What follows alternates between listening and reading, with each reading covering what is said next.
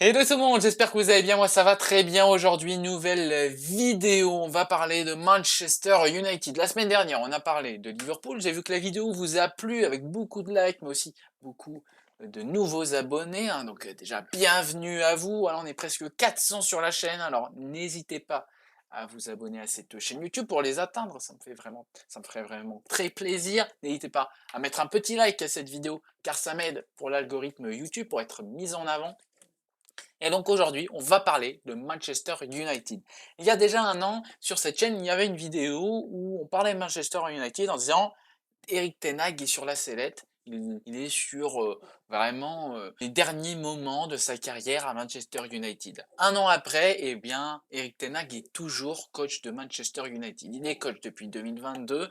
Depuis 2022, on nous dit que Eric Ten Hag n'est plus en odeur de sainteté, pourtant il est encore bel et bien là. Lui qui, à son arrivée lors de sa conférence de presse, avait dit que c'était la fin de l'ère Manchester City, Liverpool, et eh bien aujourd'hui, bah, en fait c'est encore l'ère Manchester City, donc son projet n'a jamais décollé, la tactique ne suit pas, les joueurs ne suivent pas et le board ne suit pas. Bref, Eric Ten Hag est aujourd'hui un homme bien seul. Pourtant, son club, comme tous les étés depuis le départ de Sir Alex Ferguson, dépense énormément, 214 millions dépensés cet été avec l'arrivée de Lenny Yoro pour 62 millions, l'arrivée de Ugarte pour 50 millions, de Ligt pour 45 millions, Zirkzee pour 42,5 millions. Vous avez également Mazraoui qui est arrivé. Au niveau des départs, nous avons 103 millions de départs avec l'enfant du club qui a rejoint le Napoli, Scott McTominay vendu pour 30,5 millions, Greenwood qui rejoint donc l'Olympique de Marseille pour 26 millions, Wan-Bissaka qui quitte le club sans avoir vraiment prouvé à 17,60, même il a même plutôt déçu sur certains matchs. Vous avez Cambuala également qui part pour 10 millions, ça c'est plutôt une belle vente pour le coup pour Cambuala. Mejbri pour 6,4, Pelistri pour 6 millions, Caritas pour 6 millions, Van de Beek vendu seulement 500K. Ça, c'est vraiment à se demander comment c'est possible qu'il soit vendu que pour ce prix-là. Ensuite, Varane qui part gratuit, Forçant qui part gratuit, Sancho qui part, Martial qui part et Williams qui part. Voilà pour les arrivées, les départs de Manchester United cet été. Il y a eu quand même du beau ménage dans l'équipe avec des gros salaires qui sont partis, je pense. Donc forcément à Varane, très décevant Varane du côté de Manchester United. Je me rappelle à ce moment de signature, on se disait ah bah tiens ça y est, on a un gros défenseur du côté de Manchester United. Chez Manchester, on a toujours eu des gros défenseurs malgré tout. On pense tous à Ferdinand Vidic, mais il y en a eu d'autres. Eh bien, on pouvait se dire, Varane va être un élément dans ce nouveau Manchester United, un élément très solide et être le grand défenseur de Manchester United. Eh bien, ça n'a pas été le cas. Beaucoup de blessures. C'est quoi, deux semaines, 3 semaines après son arrivée, directement blessure. Ça me fait penser d'ailleurs à Lenny Yoro, qui premier match où il joue, il se pète direct. Bon, c'est vrai, c'est pas de chance, mais en même temps, ben oui, c'est sûr que dépenser beaucoup d'argent pour un joueur finalement, ben, il se blesse tout de suite, c'est assez mauvais. Départ donc de Martial également, ça va faire du bien aux finances du club, car Martial, il est là depuis longtemps. On se demande d'ailleurs pourquoi il est encore là depuis un moment aussi. Eh bien, Martial, il fait partie des plus gros salaires de Manchester United depuis déjà quelques saisons. Donc enfin, il part, enfin, ça va libérer un petit peu les caisses, car les caisses commençaient à se demander pourquoi il était encore présent, comme les fans de Manchester United aussi, hein. J'en connais certains qui se demandaient encore pourquoi Anthony Martial est dans notre club. Voilà, bah ça y est, c'est enfin libéré grâce à ce mercato estival. Donc beaucoup de départs, des arrivées où là, ça a essayé de recruter à des postes clés. Voilà, vous avez le départ de Varane, vous avez une défense qui prenait facilement l'eau l'année dernière. Et ben là, l'objectif est assez simple hein, cette année, c'est de solidifier la défense. Donc pour ça, vous prenez Lenny Yoro, gros talent, forcément, vous l'avez vu jouer avec le LOSC. Là, donc, ça mise sur la jeunesse, mais en même temps la solidité en essayant de relancer Mathias de Ligt.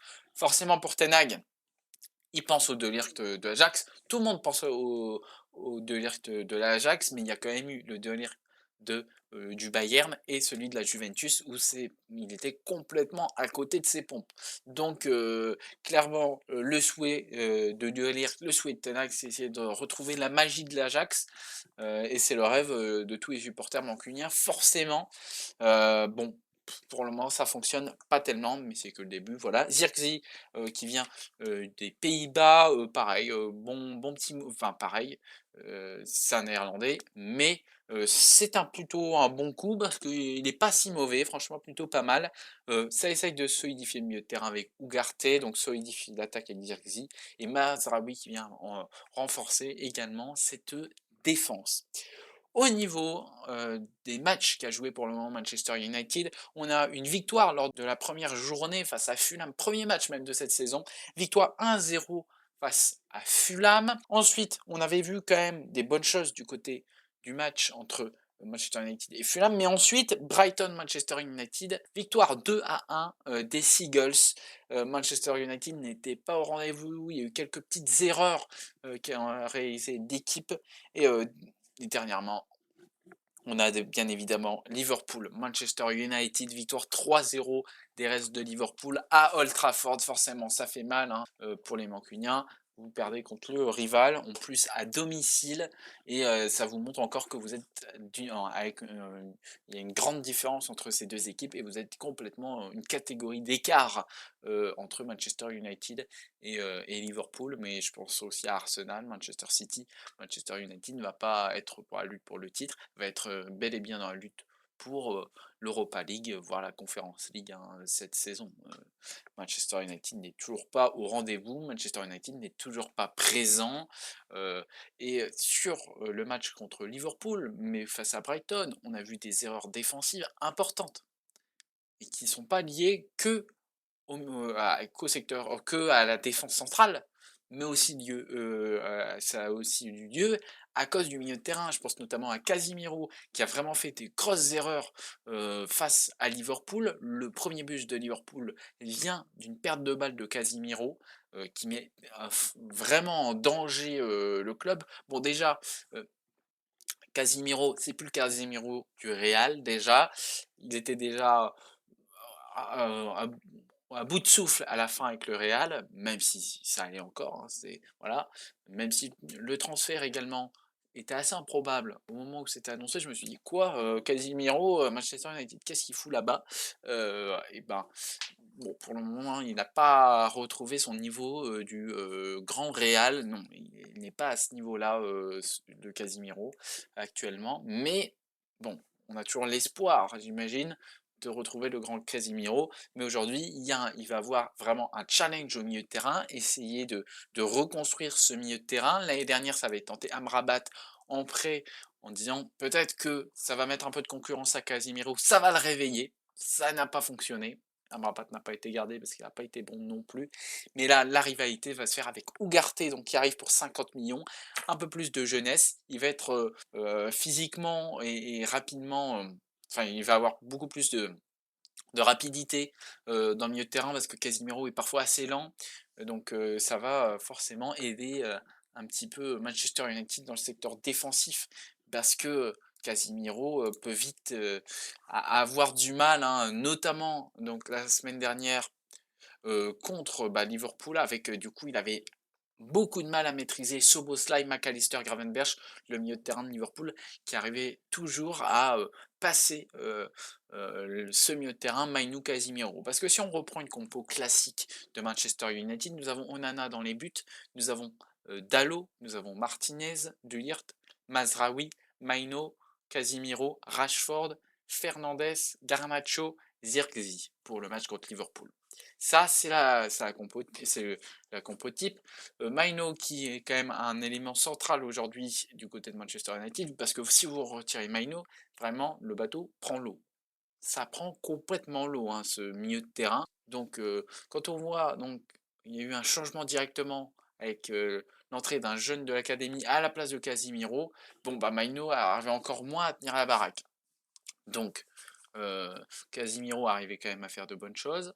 mais vraiment la plupart du temps, il était à l'ouest et la défense n'a pas aidé. Si au début De Ligt était assez intéressant, il arrivait à cadenasser un petit peu, le tout. En seconde période, c'était open bar, ça fonctionnait pas bien. En phase offensive, ce qui est très intéressant si on reprend les images, ben, de Manchester United Fulham, on peut voir qu'en phase offensive, quand Ten Hag arrive à mettre bien son bloc haut, et ben ça fait une défense à 3 avec donc Martinez, De Ligt, Mazraoui qui reste à 3 et ensuite donc Dalot, ça c'est vraiment intéressant, c'est que Dalot et Rashford viennent quasi sur la même ligne, ils sont tous les deux très hauts, hein. Donc ça c'est hyper intéressant. On peut voir que donc euh, bah, l'objectif, c'est, forcément, de réussir à casser, le bloc adverse en créant le surnombre. Parce que donc Tété devait, non pas gérer un joueur, mais il devait, essayer de gérer Rashford et Dalot. Donc ça pouvait créer, des débordements assez intéressants, soit des débordements vers l'extérieur de la surface avec un Dalot qui pouvait être lancé en profondeur pour ensuite essayer de tester un centre, ou bien Dalot pouvait aller essayer de fixer pour ensuite la mettre à Rashford. Mais Rashford, le problème c'est que Rashford, ça commence à devenir aussi important de dire que ben, Rashford est en perte de vitesse. Et oui, je pense qu'il faut l'assumer au bout d'un moment, de dire que oui, Rashford est en perte de vitesse, c'est plus le Rashford du début, et aujourd'hui, Rashford a du mal à faire des courses. Il fait plus des aussi belles courses qu'avant. Trent arrivait très rapidement à cadenasser Rashford. Rashford n'est plus aussi percutant qu'avant et ça crée des vrais problèmes pour Manchester United. Heureusement donc que en phase offensive, Dalot vient donner un coup de main.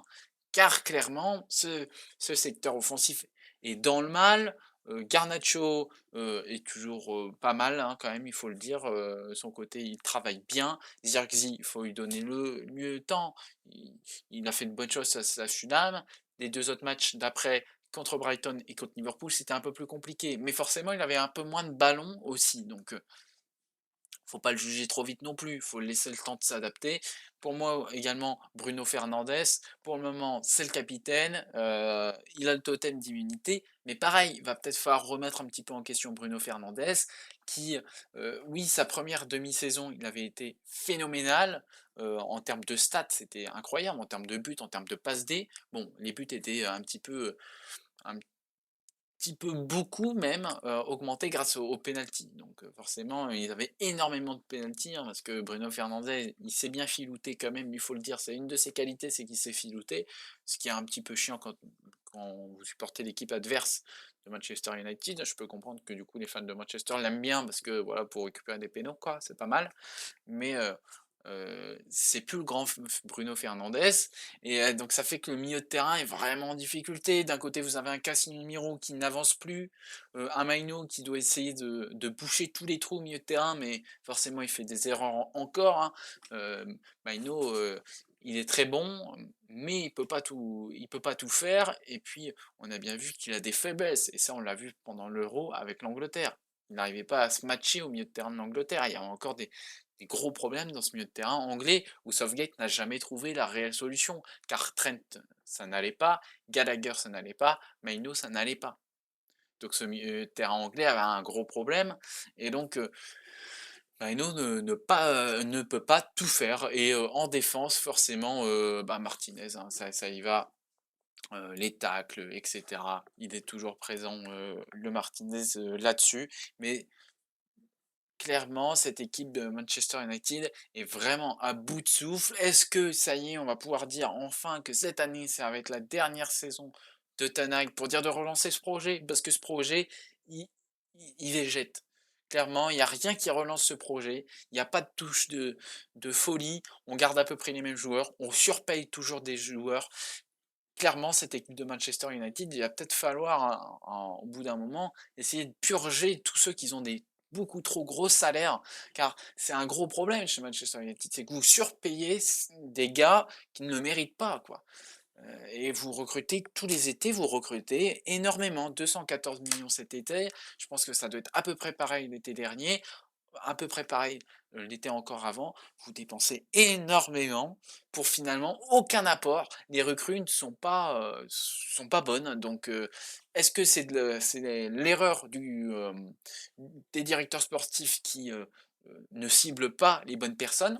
C'est une possibilité, mais il y a vraiment un problème sur les choix des recrues car, voilà, finalement, bah, ça finit par repartir à l'image d'un Wan-Bissaka qui a été recruté il y a seulement quelques années et qui part sans avoir, montré, tout ce qu'il savait faire et il n'a jamais réussi à prouver de pourquoi il a été recruté. Surtout qu'il avait déjà été recruté pour un beau petit billet. Hem, le problème c'est que, Wan-Bissaka, ça apporte de la constance défensive, mais de la constance offensive, c'est, quasi impossible avec, Wan-Bissaka. C'est pas un joueur à vocation purement offensive, hein. Comparé à Trent, c'est sûr que c'est pas le même calibre, hein. C'est un beaucoup, beaucoup plus petit calibre chez Wan-Bissaka. Donc ouais, c'est Manchester United, doit réussir à se réveiller, hein, s'ils veulent retrouver, les premières marches, du classement, mais ça ne va toujours pas être, cette saison pour vous. Est-ce que, ça y est, va peut-être falloir se décider et virer Erik ten Hag qui, commence aussi à se focaliser dans ses propres idées, dans ses œillères, hein. Je me rappelle l'année dernière de tout ce sketch autour, Sancho. De Sancho, hop, il avait été mis à part avec les jeunes, ben, bref, c'était tout un micmac, voilà, parce que, Sancho et Ten Hag ne s'entendaient pas.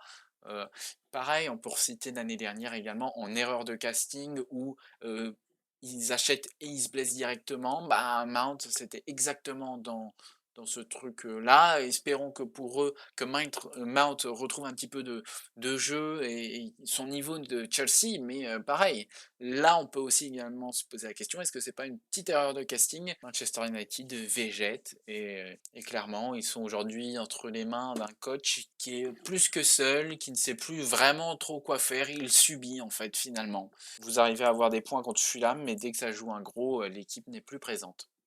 Voilà, en tout cas, n'hésitez pas donc à me dire dans les commentaires ce que vous en pensez. Est-ce que pour vous, Ten Hag va rester coach de Manchester United à la fin de la saison? Si vous ne pensez qu'il ne va se faire virer, n'hésitez pas à me dire pour vous, qui serait le coach idéal de Manchester United? Voilà, sans partir dans «Ah bah ça serait Guardiola», forcément, ça va être compliqué, mais n'hésitez pas à me le dire donc dans les commentaires. Nous, on se retrouve très vite pour une prochaine vidéo, c'est-à-dire la semaine prochaine. Avant de se quitter, n'hésitez pas à vous abonner à cette chaîne YouTube, à liker cette vidéo. Allez, à la semaine prochaine tout le monde. Goodbye.